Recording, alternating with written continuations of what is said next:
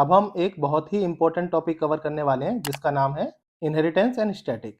देखिए दोस्तों, जेंगो में हर प्रोजेक्ट में टेम्पलेट काफ़ी जो होता है ये तो आप सभी को पता ही चल गया होगा अब तक। और स्टैटिक फाइल जैसे कि CSS, JS फाइल, जावास्क्रिप्ट और इमेज को प्रॉपरली मैनेज करना बहुत ज़रूरी है, क्योंकि टेम्पलेट के साथ वर्क करना है तो हर एक चीज़ को हमें ऑर्गेनाइज वे में मैनेज करना आना चाहिए। इसी तरीके से आज के लेक्चर में मैं आपको पहले एक बेस टेम्पलेट बनाऊंगा। बेस टेम्पलेट में कुछ चीज़ें इनहेरिट करना सिखाऊंगा, जैसे कि स्टैटिक फाइल की बात करें, CSS, जावास्क्रिप्ट, इमेज, इन सबको इसमें इनहेरिट करना सिखाऊंगा। और अलग से एक नैव बार एक फाइल बनाऊंगा, उस नैव बार फाइल को अपने मेन बेस टेम्पलेट में इनहेरिट करना सिखाऊंगा। और हम एक फॉर्म बनाएंगे, उस फॉर्म में CSRF टोकन का क्या यूज़ है इसके बारे में आज एक्सप्लेन करेंगे। और हम सीखेंगे कि URL टैगिंग को हम किस तरीके से अच्छे से यूज़ कर पाएँ। तो हमारी टेम्पलेट नंबर 4 लेक्चर जो है बहुत ही ज़्यादा इम्पोर्टेंट होने वाला है। इसमें हम सीखेंगे बेस टेम्पलेट में हम कैसे कॉमन कोड को कैसे यूज़ कर सकते हैं, कैसे हम हेडर को अलग से बना सकते हैं, कैसे फुटर को बना सकते हैं, नैव बार को कैसे यूज़ कर सकते हैं। और फिर हम हर पेज को उसके अंदर इनहेरिट करना सीखेंगे। जैसे कि टेम्पलेट का एक फ़ोल्डर बनाएँगे, उसके अंदर एक बेस फ़ोल्डर बनाएँगे, उसी के अंदर हम सीखेंगे कि किस तरीके से सारी चीज़ हम ऑर्गेनाइज वे में मैनेज कर पाएँगे।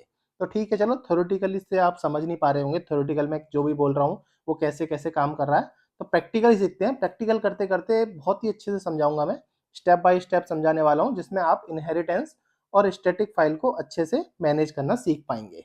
तो ठीक है, चलते हैं अपने VS कोड पे और कोड करते-करते समझते हैं सब कुछ।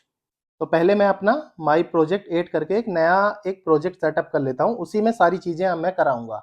लास्ट प्रोजेक्ट जो है मैं इसलिए नहीं छेड़ता हूँ, क्योंकि जो मेरा कोड है सारा गिटहब पे पड़ा रहता है, वहाँ जाके आप मेरे लास्ट कोडों को चेक कर पाएँ कि किस कोड में मैंने क्या-क्या फंक्शनैलिटी आपको सिखाई है।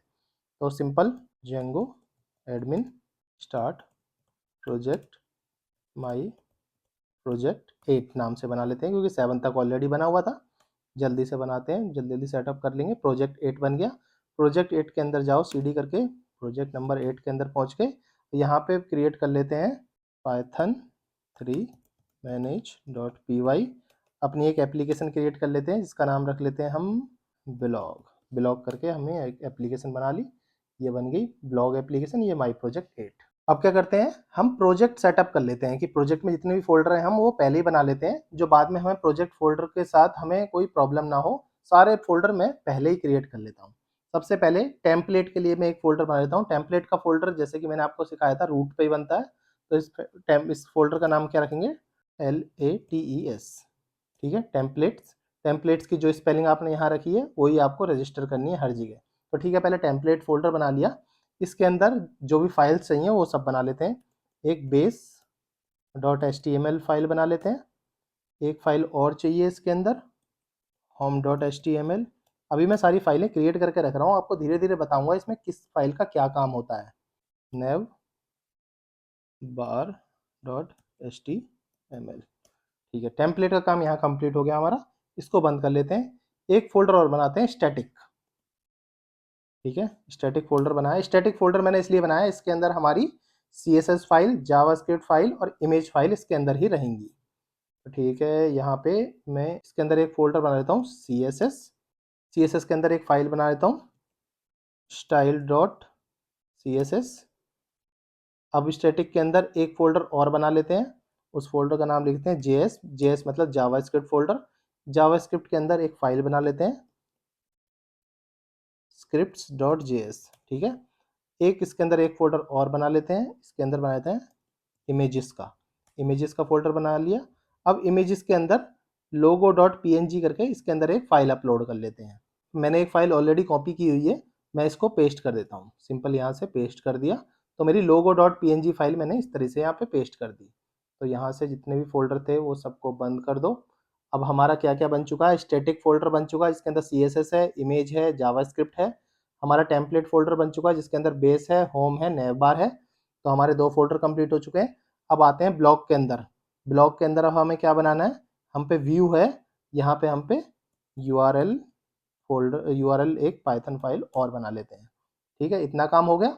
अब क्या करते हैं, हमारा आई होप कि जितना भी हमारा फोल्डर स्ट्रक्चर बनाने का काम था वो कंप्लीट हो गया है। अब धीरे धीरे सबसे पहले हम जाते हैं माई प्रोजेक्ट के अंदर और सेटिंग्स में जाते हैं।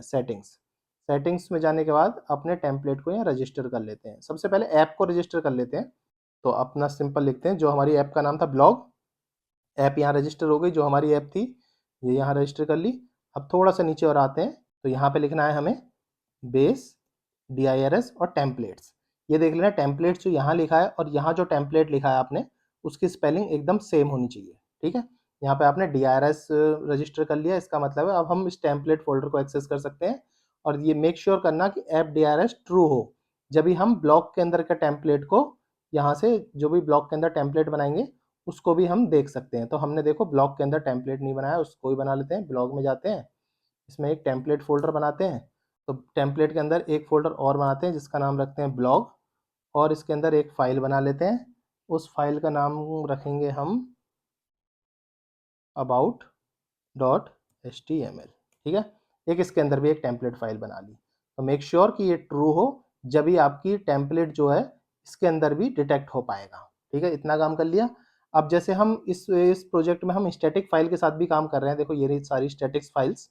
तो हमें स्टैटिक फाइल्स को भी अपनी सेटिंग में रजिस्टर करना पड़ेगा।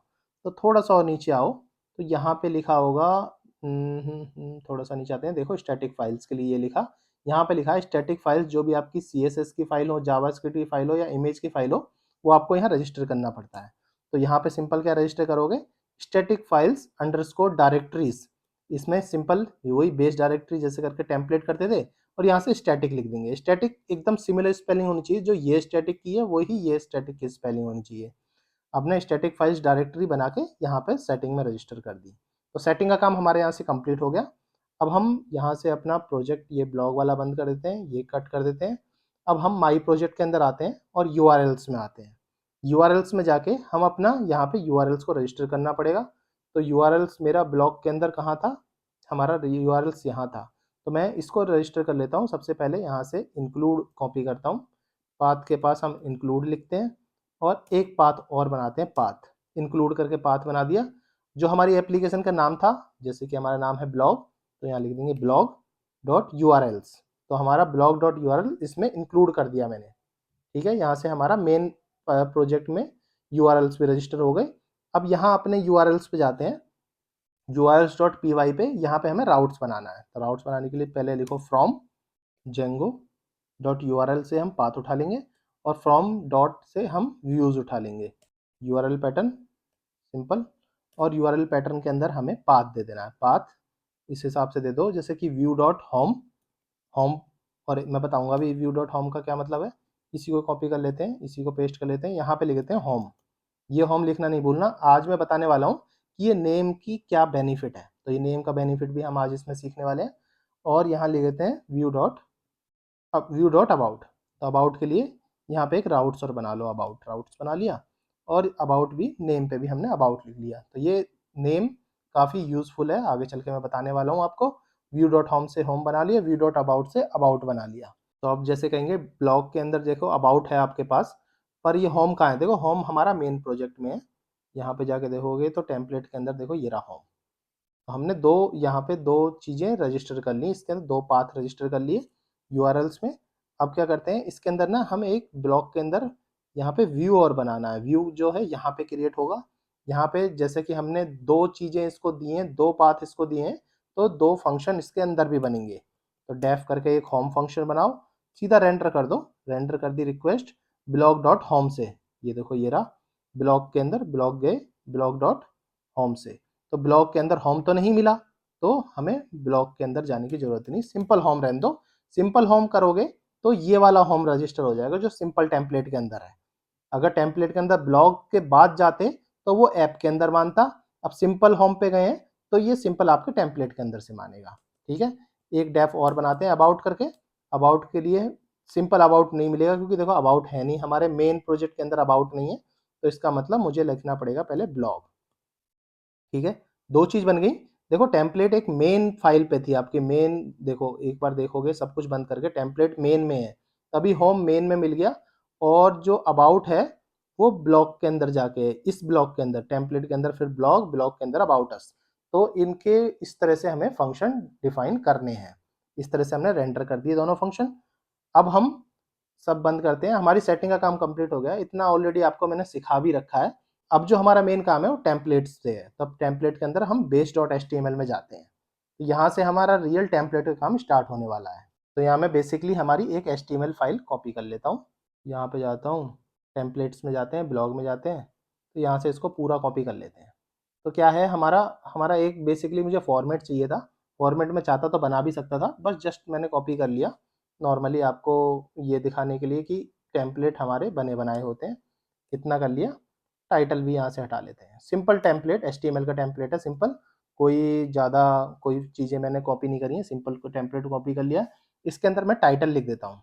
टाइटल के लिए माई साइट।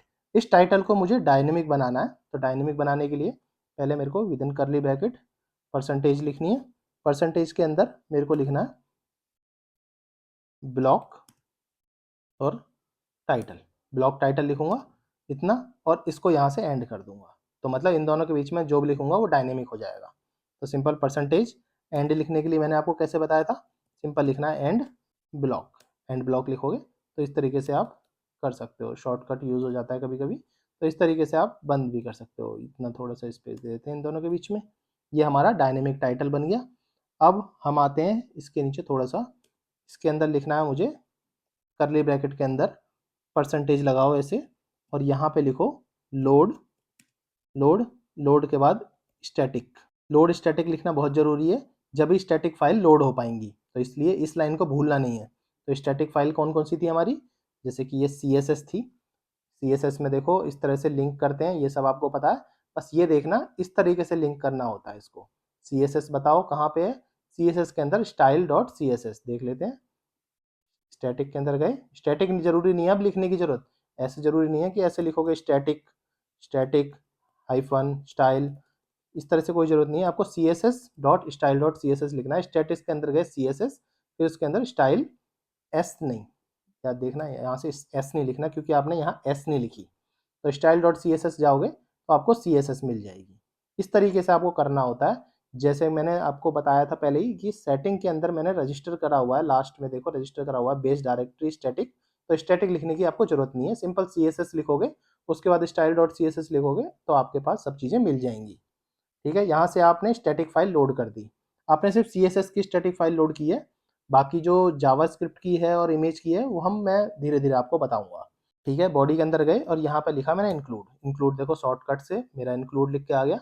मुझे नैव बार इसमें इंक्लूड करना है, तो नैव बार इंक्लूड करने के लिए क्या लिखेंगे हम, इसके अंदर सिर्फ सीधा पाथ लिख देंगे, नैव बार डॉट HTML, सिंपल लिख देंगे नैव बार डॉट HTML। तो ये नैव बार वाली फाइल अपनी बेस में इंक्लूड हो जाएगी।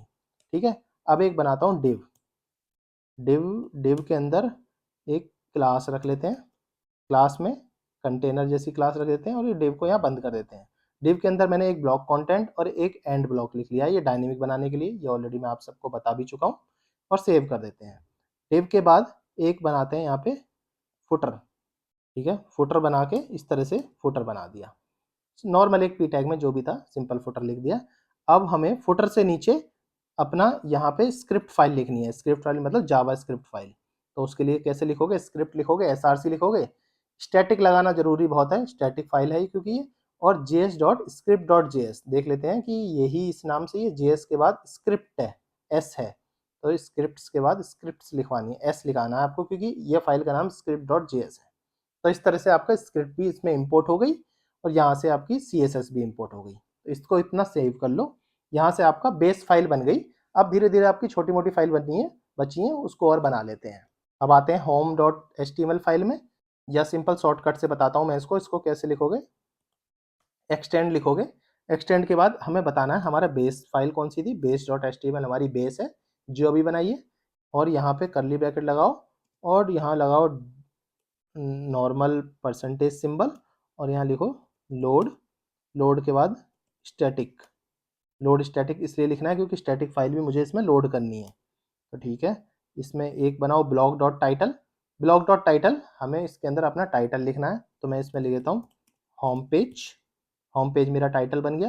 देखो जैसे मैंने यहाँ पे टाइटल डायनेमिक दिया था माई साइट, तो उसको मैंने होम पेज बदल दिया। अब मैं इसके अंदर देखो मैंने कंटेंट और दिया था, ये कंटेंट, इस कंटेंट के अंदर देखो मैंने क्लास भी लगाई थी, ये CSS के लिए क्लास लगाई है नॉर्मली। इसके लिए कंटेंट के अंदर मैंने वेलकम टू माय साइट लिखा हुआ है। वेलकम टू होम पेज भी लिख सकते थे, होम पेज लिख देते हैं, कोई बात नहीं, home page, welcome to home page, this is home page, ठीक है। और दिस इज होम पेज के बाद हमें एक इमेज फाइल भी देखो मैंने यहाँ पे लिख दी, यहाँ पे लगा दिया इमेज, इमेज एसआरसी के अंदर, स्टैटिक के अंदर। पहले हम गए किस में, यहाँ पे जाएंगे इमेजेस, इमेजेस, और इमेज का नाम क्या था, लोगो डॉट png। तो अपनी इमेज फाइल का नाम चेंज कर दो, लोगो डॉट png रखनी है, और ऑल्ट इमेज में होम इमेज रख दी, ठीक है। इमेज का काम यहाँ पे कर दिया मैंने। इसके बाद एक नॉर्मल एक फॉर्म और बना लेता हूँ, फॉर्म, फॉर्म के अंदर यहाँ पे लिखता हूँ, फॉर्म के अंदर method, method post, method post लिखना बहुत ज़रूरी है क्योंकि हम पोस्ट एपीआई की बात कर रहे हैं, तो इस हिसाब से मेथड पोस्ट लिखा। अब देखो मैंने यहाँ पे, देखो यहाँ पे ध्यान से देखोगे तो CSRF टोकन लिखा हुआ है मैंने। CSRF का मतलब क्या होता है, cross site request forgery. CSRF एक सिक्योरिटी फीचर है जो जेंगो में ऑटोमेटिकली प्रोवाइड होता है। तो इसका मतलब CSRF जो है हमें बाहर के सिक्योरिटी ब्रीच से बचाता है, कोई अटैक्स होने से बताता है। जो हमारे फॉर्म की सिक्योरिटी के लिए CSRF टोकन हमें यूज करना चाहिए, और ये ऑटोमेटिक सारा कुछ डिटेक्ट खुद कर लेता है, आपको कुछ लिखना नहीं, आपको सिंपल इतना लिखना है CSRF अंडरस्कोर टोकन, बाकी सारा काम ये हमेशा ही खुद करेगा। और इसके बाद अपना इनपुट बॉक्स स्टार्ट कर दो बनाना। यहाँ पे लिखते हैं इनपुट, टाइप नेम, पासवर्ड, और बटन में लॉगिन, और फॉर्म इस तरह से आप बंद कर सकते हो। ये सिंपल है, HTML है। यहाँ पे मैंने लिखा टेक्स्ट, यहाँ पासवर्ड, यहाँ सबमिट। अब एक चीज़ और बता देता हूँ, जैसे कि मैंने आपको बताया था कि यहाँ पे मैंने स्क्रिप्ट भी लिखी है, तो हम इसमें जावा स्क्रिप्ट भी लिख सकते हैं। जैसे कि स्क्रिप्ट डॉट JS के अंदर मैं यहाँ पे कुछ लिखता हूँ। For example script dot JS के अंदर मैं लिख देता हूँ फंक्शन, फंक्शन लिख दिया, फंक्शन का नाम कर दिया शो अलर्ट, और अलर्ट के अंदर मैंने लिख दिया सिंपल इतना, यहाँ पे इसको भी हटा देता हूँ, hello this this is JavaScript alert in Django, ठीक है। इतना लिख दिया मैंने, एक यहाँ फंक्शन लिख दिया जो अलर्ट दिखाने के लिए, इसको कॉपी कर लिया शो अलर्ट को। अब हम आए होम पे, होम पे जाने के बाद इसके नीचे हम लिख दे सकते हैं कि बटन, बटन ऑन क्लिक पे शो अलर्ट, जो शो अलर्ट था यहाँ पे पेस्ट मारा, तो यहाँ से हमारा एक ऑन क्लिक अलर्ट भी लगा दिया जो स्क्रिप्ट पे जाके मिल जाएगा, ठीक है। इतना हो गया, यहाँ से हमारा होम का काम भी खत्म हो गया। अब क्या है, हम अपना नैव बार पे आते हैं, नैव बार और बना लेते हैं। देखो बेस में जाने के बाद देखो मैंने यहाँ पे इंपोर्ट करा हुआ है नैव बार डॉट HTML। तो नैव बार हमें सिंपल अपना इस तरह से बना लो, नैव लिखो, नैव लिखने के बाद UL और LI करके इस तरह से नैव बार बन सकता है। इसी को सीधा हमने यहाँ पे बेस पे इंपोर्ट भी किया हुआ है। तो नैव बार को थोड़ा छोटा बना लेते हैं, 2 लाइनों में बना लेते हैं, हमें 2 ही पेज चाहिए, एक होम पेज चाहिए, एक अबाउट पेज चाहिए। तो इस तरीके से आप लिख सकते हो। एक या तो इस तरीके से लिखो, इसको मैं अभी कमेंट कर देता हूँ आपको बताने के लिए, या तो इससे लिखो, ये स्टैटिक टाइप हो गया। इसको आप एक तरीके से और लिख सकते हैं, मैंने कमेंट कर दिया। अब इसके अंदर जैसे कि मैं LI लिखूंगा, LI, और इस LI को यहाँ से बंद कर देंगे, LI, और इसके अंदर मैं लिखूंगा A टैग, A टैग, और A टैग को भी यहाँ से इस तरह से हम बंद कर देंगे, ठीक है। अब इसके अंदर सिंपल इतना कॉपी करो, A टैग के अंदर आपको लिखना है href लिखोगे, उसके बाद इतना इज इक्वल टू, इसके अंदर आप स्ट्रिंग बना लो, इसके अंदर बना लिए करली ब्रैकेट, करली ब्रैकेट के अंदर परसेंटेज। अब यहाँ लिखना है URL लिख दिया। अब URL हमें बताना है किसके लिए, तो यहाँ लिख दो होम। इसी तरीके से जैसे आपने होम लिखा है इसी तरीके से कॉपी करो, और एक URL और ऐसे बना दो। तो इसी तरीके से यहाँ पे करली ब्रैकेट यहाँ बंद भी करना है, और यहाँ भी इस तरीके से बंद कर दो होम, और ये लिख दो अबाउट। अब देखो ये दूसरा तरीका है और ये एक तरीका है, दोनों में से आप कुछ भी यूज करोगे यूज हो जाएगा। आप इसको मैं समझाता हूँ किस तरीके से हो रहा है। देखो URL में होम लिखा है, URL में अबाउट लिखा है, तो ये ब्लॉक के अंदर जाएगा, फिर URLs में जाएगा, तो ये चेक करेगा जो URLs है, जो पाथ है, उसका नेम होम है कि नहीं, इसका नेम अबाउट है कि नहीं। अगर इसका नेम होम होगा तो ये होम की तरफ मूव हो जाएगा, अबाउट होगा तो ये अबाउट की तरफ वर्क करेगा। इस तरीके से जो भी आप यहाँ लिखोगे उस वही कंसीडर करेगा, बैकस्लैश जो है नॉर्मल होम बन जाएगा, बैकस्लैश अबाउट बन जाएगा अगर इस URL में बैकस्लैश अबाउट लिखा हुआ है तो डायनेमिक जो हम राउटिंग होती है वो इस तरीके से होती है, ठीक है। यहाँ से मैंने नेविगेशन बना दिया, बाकी सारी चीज़ मैं यहाँ से क्लोज कर लेता हूँ। यहाँ से हमारा ये भी बन गया। अब हम अपना स्टाइल और बना लेते हैं। या फिर ऐसा करते हैं, सबसे पहले हम होम में अबाउट अस और बना लेते हैं, about.html बना लेते हैं। बहुत ही सिंपल सा पेज है, ये जल्दी भी बन जाएगा। तो इसमें सीधा लिखते हैं एक्सटेंड्स और यहाँ पे लिखते हैं base.html। तो html फाइल जो है, बेस html फाइल यहाँ से इंपोर्ट कर ली और blog.title में यहाँ पे टाइटल लिख सकते हो, अबाउट अस पेज है ये, अबाउट पेज इतना लिख दो और अबाउट अस पेज है ये, इस तरह से लिख दिया। तो सिंपल सा काम था, अबाउट अस वाला काम भी कंप्लीट हो गया। अब हमारा सिर्फ एक चीज़ बच गई है, सिर्फ CSS बच गई है, बाकी सब इधर से मिनिमाइज कर दो।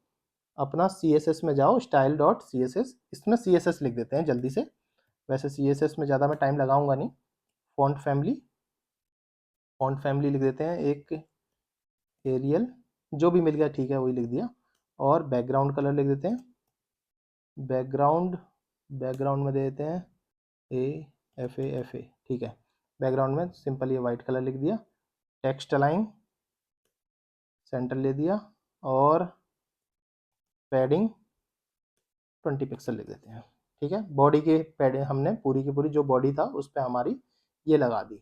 अब क्या है, हम लगा देते हैं नेव लिंक पे। नेव लिंक कहाँ है, नेव लिंक पे NAV पे लगा देते हैं। तो हम NAV पे अनऑर्डर लिस्ट पे लगा देते हैं। टेक्स्ट अलाइन नन लिख दिया, पैडिंग 10 पिक्सल लिख देते हैं, ठीक है, 10 पिक्सल। और बैकग्राउंड लिख देते हैं, बैकग्राउंड 333, ठीक है, थोड़ा ब्लैकिश कलर रख दिया। अब नेव